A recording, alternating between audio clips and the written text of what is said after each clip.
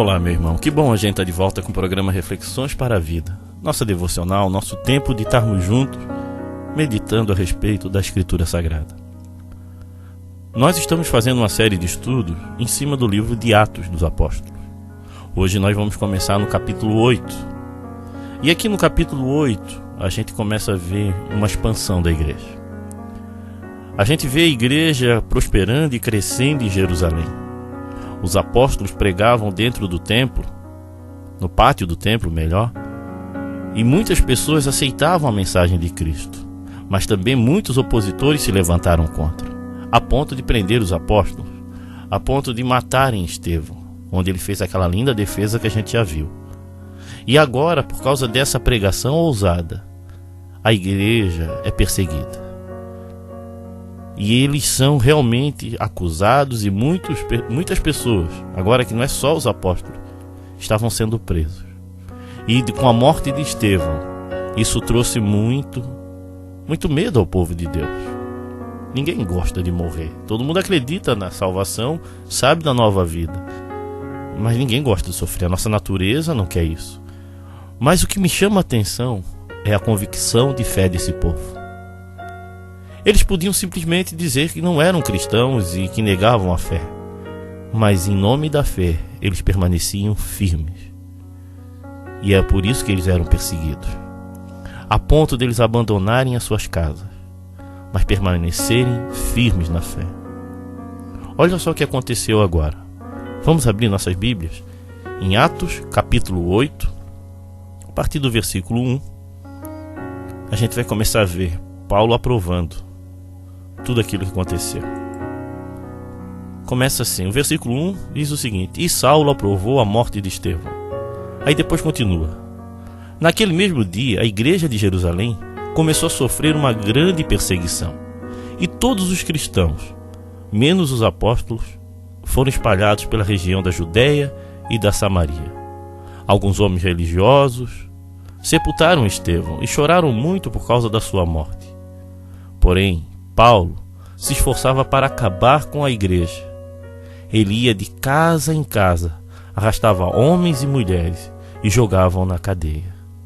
Irmãos, depois da morte de Estevão, houve uma grande comoção, um grande movimento, uma grande perseguição. Os apóstolos permaneceram firmes ali em Jerusalém, mas os outros foram espalhados, correram, fugiram, com medo do que estava acontecendo, mas não abandonaram a fé. Claro que no meio desses, alguns negaram, lógico, é assim, é a vida. Mas uma grande maioria que teve uma experiência com Deus, uma verdadeira conversão, permaneceu firme. E essa é a pergunta que eu faço: o que leva uma pessoa a permanecer tão pronta a abandonar tudo em nome da fé, em nome de uma crença que parece ser doida? Sabe que a explicação é bem lógica. É a presença real de Deus. É uma certeza, é uma convicção de que a vida não acaba aqui. Irmãos, esses homens saíram pelo mundo afora. E agora os apóstolos estavam ali. Ficaram ali pregando, anunciando, firmes em seu propósito. E o povo saiu devido à perseguição. E aqui na história surge Paulo. Saulo, aqui conhecido. Depois ele muda seu nome para Paulo. Saulo, que persegue a igreja. A gente fica vendo ele como uma pessoa má, uma pessoa ruim. Não, ele estava defendendo o que ele acreditava. Ele estava defendendo a fé que ele foi educado. Esse povo estava, pelo que chegou aos ouvidos de Paulo, que esse pessoal estava manchando a fé judaica, com ideias totalmente deturpadas de que Deus veio à terra, que Jesus perdoa pecados, onde só no templo pode-se haver perdão de pecados, e tantas outras coisas. E ele vai em defesa da sua fé, em defesa da sua religião. E ele persegue poderosamente a igreja, e prende muitos cristãos, e aprova a morte de Estevão. Isso em nome da fé. Irmãos, isso me leva a pensar que em nome da fé muita gente faz loucura. Em nome da fé muitas pessoas se arriscam. E essa fé pode ser no Deus verdadeiro, mas pode ser em qualquer coisa. Porque o movimento humano na sociedade é movido por crenças. Queira no Deus verdadeiro ou creia em qualquer outra coisa, numa pedra, numa pessoa. Quando 2, 4, 5 pessoas concordam com que algo é real, em nome daquilo eles vão aos limites. Isso me leva a pensar que o Evangelho é libertador, sim. E muita gente precisa ser liberta porque crê em coisas que não produzem vida, que não transformam. Então o que eu penso é o seguinte: crer faz parte da natureza humana. Você pode ser um cristão porque crê nisso como outros creem. Você pode ser de outra religião que crê naquilo como os outros creem. E isso mobiliza, isso une as pessoas. Aí você pode estar pensando, e o que é que garante que eu creio seja verdade ou não? Sabe o que é que marcava a igreja cristã? Não era a sua crença, não era a sua liturgia ou a sua ordem religiosa, né? Suas regras de fé. Mas algo que eu tenho orado e pedido a Deus que a igreja precisa ter: um agir sobrenatural de Deus, um agir sobrenatural do Espírito Santo na vida das pessoas. Isso dá para ver claramente que é o que transformava a igreja em Jerusalém. Era o que transformou aqueles irmãos a saírem, abandonarem as suas casas, abandonarem tudo, porque eles tiveram uma experiência com Deus vivo. Eles experimentaram algo que muita gente não experimentou. Eles não só apenas creram e aceitaram a mensagem como algo legal e bonito e verdadeiro. Algo mudou a vida deles. Quando nós somos visitados pelo poder de Deus, algo muda a gente de dentro para fora. E isso produziu naquela igreja uma convicção, uma certeza, uma fé que ninguém consegue imaginar. E hoje isso tem sido a minha oração, meu irmão. E eu gostaria de convocar a igreja, vou falar mais disso nos áudios agora, a buscar no Senhor um despertar da fé, um despertar de Deus, um mover de Deus em nossa sociedade, onde as pessoas vão deixar de ser apenas religiosas, mas vão viver com Cristo e ter uma profunda convicção. Eu sei em quem tenho crido, eu sei que Ele é poderoso, eu sei que Ele transforma vidas e é nele que eu confio. Que essa seja a nossa oração. E eu queria convocar você que é cristão há mais tempo, você que tem experiências profundas com Deus, a estar embarcando num desafio de oração. Vamos orar para Deus derramar do seu poder sobre as nossas igrejas, para que haja um mover de Deus, para que haja um despertamento espiritual autêntico, não um barulho, não apenas movimentos humanos, mas algo que transforma as pessoas no seu caráter, em seus casamentos, em suas vidas. Que haja um quebrantamento, que o pecado não faça parte da natureza humana. Irmãos, precisamos nos unir nessa oração, nesse clamor para Deus derramar do seu poder, para que haja um convencimento que tem pecado que atrapalha, que vai vir um juízo de Deus sobre a vida daqueles que não temem a Deus, e que Deus é justo.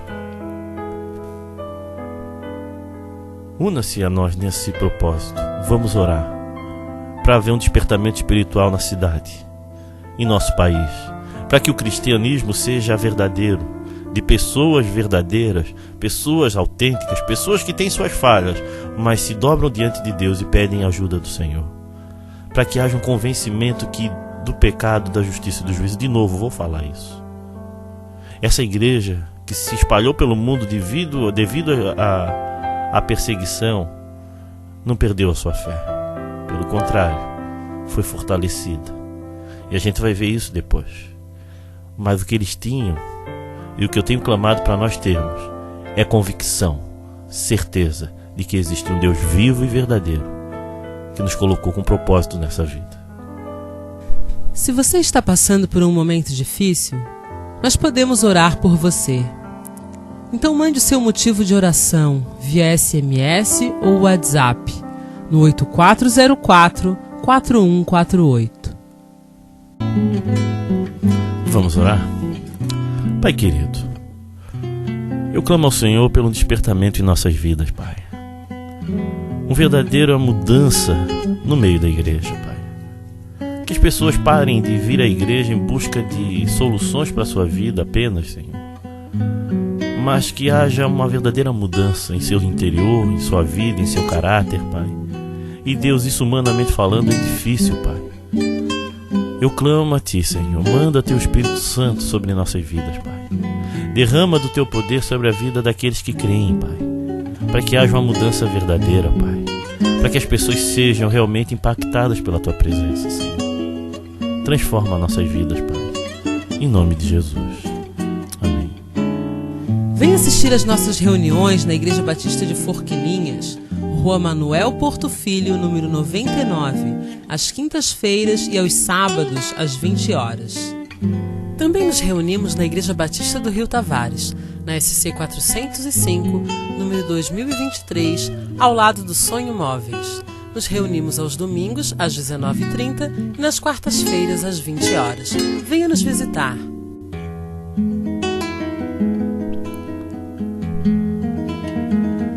Meus irmãos, é muito bom a gente estar buscando a Deus. Eu agradeço àqueles que têm orado por esse projeto, por esse programa. E precisamos de mais gente intercedendo para que a mensagem de Deus se espalhe pelo mundo afora, mas uma mensagem que transforme as pessoas. E eu tenho clamado para que mais pessoas se unam em oração, para que haja um derramar de Deus sobre a nossa cidade, sobre as nossas vidas. Porque eu tenho visto a fé cristã muito morna, muito sem sentido, assim, onde as pessoas apenas frequentam um lugar, mas não mudam de vida. E a culpa não é delas. A culpa é daqueles que conhecem a Deus e não intercedem. Então vamos estar intercedendo, vamos pedir a Deus para que envie do seu poder para transformar vidas. Amém? Lembre disso. Lembre desse desafio. Para que o mundo seja impactado, para que você seja cheio, para que eu seja cheio, para que o mundo seja transformado. E outra coisa, para que as pessoas aprendam mais da palavra de Deus. Eu tenho pedido e tenho clamado para mais pessoas se unirem ao nosso grupo de estudo bíblico. Para quê? Para crescer espiritualmente, para aprender da palavra de Deus, para ensinar da palavra de Deus. Mas para isso acontecer, essas pessoas precisam de uma motivação. E a motivação real é o agir de Deus. É isso que Deus tem me dado, esse entendimento. Precisamos interceder para que as pessoas tenham fome e sede da palavra de Deus. Mas se você é uma pessoa cheia do Senhor, confiante em Deus e quer mudar de vida, faça isso, se una a nós na oração, mas também no aprender da palavra. Venha participar dos nossos cursos bíblicos que acontecem em Forquilinhas toda segunda-feira, a partir das 20 horas. Depois tem 21 horas. Quinta-feira em Forquilinhas também tem nossa escola de discípulos. E também no Rio Tavares, terça-feira, a partir das 20 horas, temos um grupo. E às 21, outro grupo de ensino. Você pensa que é muitas pessoas? Não, poucas pessoas. Por quê? Porque não é algo que parece que agrada as pessoas. Mas é algo que muda a vida. É algo que transforma. Se você quer crescer espiritualmente, se você quer ter experiências reais com o Senhor, você precisa desse processo. Conhecer esse Deus. Porque a Bíblia fala: aquele que tem meus mandamentos e o guarda, esse é o que me ama e será amado pelo meu Pai, e eu vou me manifestar a ele. João 14, 21. Grave isso. Quem tem os mandamentos do Senhor e o guarda será amado pelo Pai. E acima de tudo, vai haver uma manifestação do Senhor sobre suas vidas. E tu só pode guardar aquilo que tu conhece. E tu só pode ter experiência se você o guardar. Amém? Se você deseja ouvir essas mensagens via WhatsApp, mande um recado para o 8404-4148 ou visite o nosso site www.reflexõesparavida.com.br.